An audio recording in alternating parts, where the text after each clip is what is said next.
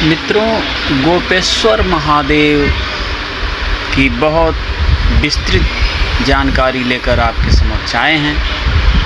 भगवान कृष्ण ने स्वयं कहा था कि जब तक तुम्हारे दर्शन भक्त नहीं करेंगे तब तक हमारे वृंदावन की यात्रा सफल नहीं हो पाएगी। तो मित्रों, कहानी थोड़ी लंबी ज़रूर है। हम जल्दी बोलने की कोशिश करेंगे, लेकिन पूरा वीडियो अवश्य देखिएगा। बहुत ही रोचक जानकारी है। गोपेश्वर महादेव पहुँचे रासमंडल में। एक बार शरद पूर्णिमा की उज्ज्वल चांदनी में वृंदावन में यमुना के किनारे बंसीवट पर साक्षात मन्मथनाथ भगवान श्री कृष्ण की बंसी बज उठी। भगवान श्री कृष्ण ने 6 माह की एक रात्रि करके मन्मथ कामदेव का मान मर्दन करने के लिए असंख्य गोपियों के साथ महारास किया। मनमोहन की मीठी मुरली की तान ने कैलाश पर्वत पर विराजित श्री शंकर जी और नारदगिरी पर्वत पर आसुरी मुनि का मन मोह लिया और उनका ध्यान भंग हो गया। वे बावले से हो गए और भगवान श्री कृष्ण और उनकी गोपियों की दिव्य रास लीला को देखने के लिए कैलाश छोड़कर चल दिए वृंदावन की ओर। मित्रों, बहुत ही रोचक जानकारी है। पूरा वीडियो अवश्य देखिएगा। पार्वती जी ने मना किया, पर त्रिपुरारी शंकर ने न माना और आसुरी मुनि पार्वती जी, गणेश जी, कार्तिकेय और नंदी सहित वृंदावन के बंसीवट पर आ गए। आसुरी मुनि भगवान श्री कृष्ण के प्रिय भक्त व तपस्वी थे। नारदगिरी पर्वत पर सदैव भगवान श्री राधा कृष्ण के ध्यान में लीन रहते थे। एक बार रात्रि में मुनि ने जब ध्यान लगाया तब श्री कृष्ण उनके ध्यान में नहीं आए। उन्होंने बार बार ध्यान लगाने की कोशिश की पर असफल रहे। भगवान का हृदय कमल में दर्शन न होने से वे व्याकुल होकर कैलाश पर भगवान शंकर के पास चले गए और कहा कि मैंने भगवान के दर्शन की इच्छा से सारा ब्रह्मांड छान डाला। बैकुंठ से लेकर गोलोक तक का चक्कर लगाया आया, किंतु कहीं भी मुझे श्री हरि के दर्शन नहीं हुए। आप ही बताइए, इस समय भगवान श्री कृष्ण कहाँ हैं? भगवान शंकर ने मुनि से कहा, रासेश्वर, भगवान श्री कृष्ण वृंदावन में गोपियों के साथ रास क्रीड़ा कर रहे हैं। उन्होंने अपनी माया से 6 महीने की रात बनाई है। मैं उसी रासोत्सव का दर्शन करने के लिए वहां जाऊंगा।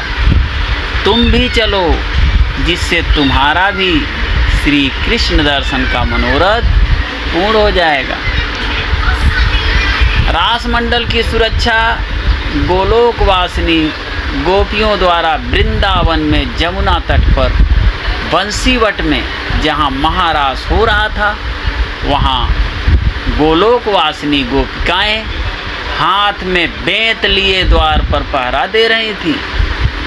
पार्वती जी तो महारास में प्रवेश कर गईं, किंतु द्वारपालिकों ने महादेव जी और आसुरी मुनि को अंदर जाने से रोक दिया। द्वारपालिकाओं ने शंकर जी से कहा कि श्री कृष्ण की आज्ञा से हम गोपियां रास मंडल की रक्षा कर रही हैं। इस एकांत रास मंडल में श्री कृष्ण के अतिरिक्त अन्य कोई पुरुष नहीं प्रवेश कर सकता।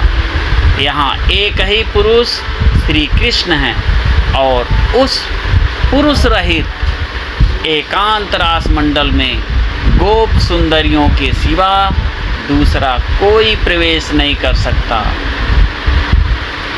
संत दादू ने भी सारी सृष्टि को नारी एवं अंतर्यामी हरि को एकमात्र पुरुष कहा है। हम सब नारी एक भरतार, सब कोई तन करे सिंगार। ये दादू भाई ने, संत दादू जी ने ये लिखा है। जमुना जी द्वारा भोलेनाथ का 16 श्रृंगार। भगवान शंकर ने गोपियों से कहा कि हमें महारास व श्री राधा कृष्ण के दर्शन की लालसा है, अतः आप ही कोई उपाय बतलाओ जिससे हम महारास के दर्शन कर सकें। तब श्री ललिता सखी ने कहा, यदि आप महारास देखना चाहते हो तो गोपी बन जाओ। मान सरोवर में स्नान कर गोपी रूप धारण करके ही महारास में प्रवेश कर सकते हो। भगवान शंकर यह सुनते ही अर्धनारीश्वर से पूरी नारी बन गए। नारी बने भगवान शिव ने जमुना जी से प्रार्थना की कि हमारी पत्नी हमें छोड़कर महारास देखने चली गई। हम भस्म लगाना जानते हैं, श्रृंगार करना नहीं, अतः आप हमारा 16 श्रृंगार कर दीजिए। गोपी बन गए त्रिपुरारी जी। जमुना जी ने भोलेनाथ का 16 श्रृंगार कर दिया। अब गोपी बन गए त्रिपुरारी। भोलेनाथ से गोपी बनकर मतवाली चाल चलते हुए शंकर जी महारास में प्रवेश कर गए। कोटि कोटि कामिन दामिन घन संग सुशोभन साजय। कोटि कोटि कामिन दामिन घन संग सुशोभन साजय। और मनमथ मनमथ मुरली मनोहर द्वैद्वय के बीच राजय। ये पद रत्नाकर जी ने लिखा है। तो रास मंडल में श्री कृष्ण की अद्भुत छवि, चंद्रमा की चांदनी, सहस्त्र दल कमलों की सुगंध एवं जमुना जी के जल स्पर्श से बहती शीतल मंद समीर से शोभायमान उस रास मंडल में कोटि कोटि चंद्रमाओं के समान उज्ज्वल हंस गामिनी श्री राधा के साथ श्री कृष्ण गोप सुंदरियां से घिरे हुए थे। श्याम सुंदर श्री कृष्ण का लावण्य करोड़ों कामदेवों को लज्जित करने वाला था।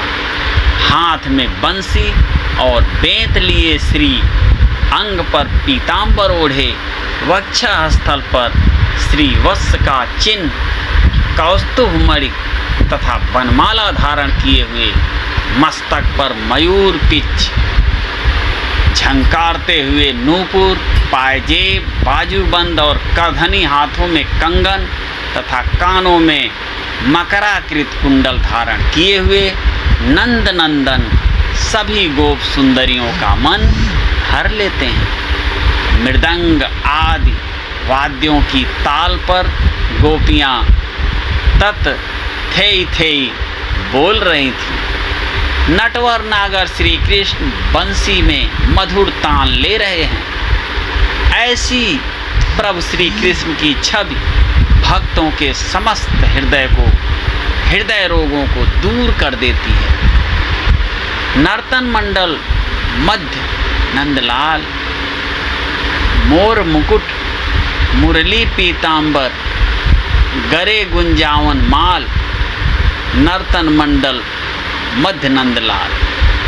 ताल मृदंग संगीत बजत है, तत थई बोलत है बाल। उरप तिरप तान लेत नट, नागर गंधर्व गुनी रसाल। बाम भाग वृष भानुनंदिनी, गजगति मंद मराल। परमानंद प्रभु की छवि निरखत, मेटत उर के साथ। सुध बुध भूले भोलानाथ। महारास में गोपियों के मंडल में मिलकर गोपी रूप शंकर जी अतृप्त नेत्रों से मनमोहन श्री कृष्ण की रूप माधुरी का पान करने लगे। रासेश्वर श्री कृष्ण और रासेश्वरी श्री राधा को गोपियों के साथ नृत्य करते देखकर भोलेनाथ स्वयं भी तत थे कर नाचने लगे। तभी श्याम सुंदर ने ऐसी मोहिनी बंसी बजाई कि भोलेनाथ अपने सुध बुध भूल गए और उनके सिर से घूंघट हट गया, उनकी जटाएं बिखर गई। नटवर नागर से क्या कुछ छिपा है? भगवान श्री कृष्ण ने उन्हें पहचान लिया और रास बिहारी श्री कृष्ण ने ब्रज गोपियों के बीच से गोपी रूपधारी गौरी शंकर को हाथ पकड़कर खींच लिया और मुस्कुराते हुए कहा कि आइए, आपका ब्रज भूमि में स्वागत है महाराज गोपीश्वर। श्री राधा ने कहा, गोपीश्वर तो मैं हूँ, फिर आपने इन गोपियों के सामने ब्रज के बाहर की एक गोपी को गोपीश्वर क्यों कहा? श्री कृष्ण ने श्री राधा से कहा, यह कोई गोपी नहीं बल्कि साक्षात भगवान शंकर हैं। हमारे महाराज को देखने के लिए इन्होंने गोपी रूप धारण किया है। श्री राधा भगवान शंकर के मोहक गोपी वेश को देखकर आश्चर्य में पड़ गईं। भगवान श्री कृष्ण ने गोपी बने भगवान शंकर का आलिंगन किया। भगवान शंकर ने आनंद विह्वल होकर श्री कृष्ण की स्तुति करते हुए कहा, कृष्ण कृष्ण महायोगिन देव देव जगतपते पुंडरीकाक्ष गोविंद गरुड़ ध्वज ते नमः। कृष्ण कृष्ण महायोगिन देव देव जगतपते पुंडरीकाक्ष गोविंद गरुड़ ध्वज ते नमः। जनार्दन जगन्नाथ पद्मनाभ त्रिविक्रम दामोदर ऋषिकेश वासुदेव नमोस्तुते। एक गर्ग संहिता वृंदावन संहिता में ये जो है शंकर जी द्वारा कृष्ण की स्तुति लिखी हुई है। मित्रों, कृष्ण महायोगी कृष्ण देवाधिदेव जगदीश्वर पुंडरीकाक्ष गोविंद गरुड़ ध्वज, आपको नमस्कार। कृष्ण कृष्ण महायोगी कृष्ण देवाधिदेव जगदीश्वर पुंडरीकाक्ष गोविंद गरुड़ ध्वज, आपको नमस्कार। जनार्दन जगन्नाथ पद्मनाभ त्रिविक्रम दामोदर ऋषिकेश वासुदेव, आपको नमस्कार।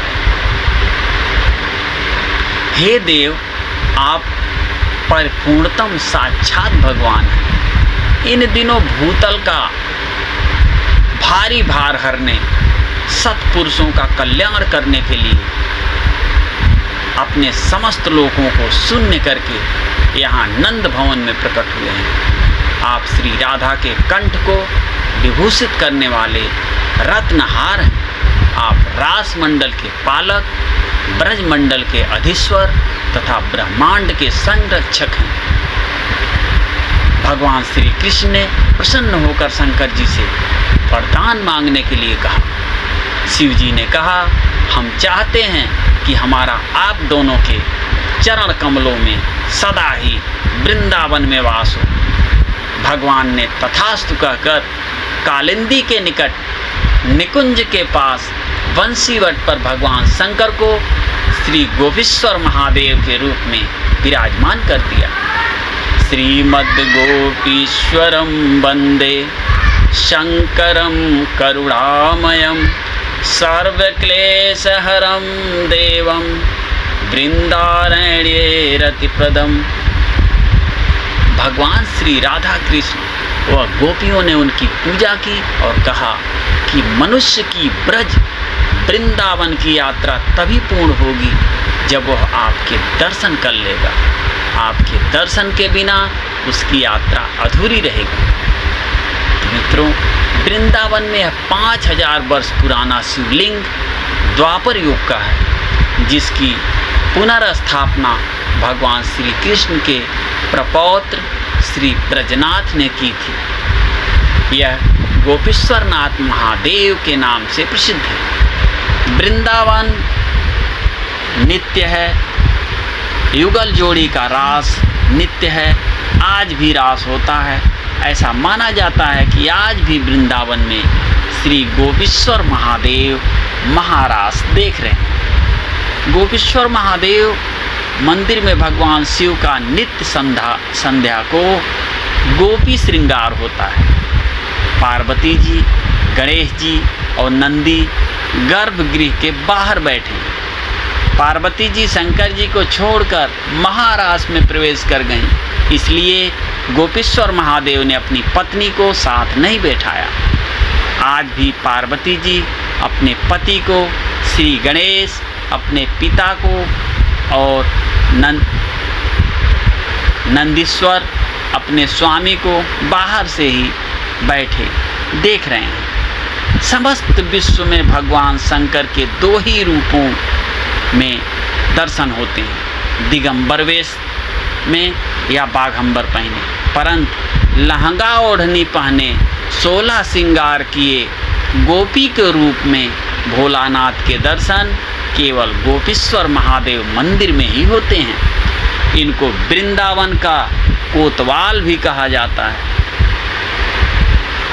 नमो नमो जय भक्ति, नमो नमो जय भक्ति रिझवार, नाम विदित गोपेश्वर जिनको वृंदा कानन कुतवाल। नमो नमो जय भक्ति रिझवार, नमो नमः जय भक्ति रिझवार, नाम विदित गोपेश्वर जिनको वृंदा कानन कुतवाल। नमो नमो जय भक्ति रिझवार। यात्रा सफल होत जब तबहि, जब रज बंद इन दरबार। मित्रों, जब तक श्री गोपेश्वरनाथ महादेव के दर्शन इंसान नहीं कर लेता, तब तक उसकी वृंदावन की यात्रा सफल नहीं होती। तो कैसी थी हमारी ये गोपेश्वरनाथ महाराज की रोचक कथा? कमेंट बॉक्स में अवश्य बताएं। फिर मिलते हैं अगली रोचक जानकारी, कहानी, कविता, छंद और भजन के साथ। तब तक के लिए जय श्री गोपेश्वरनाथ महाराज।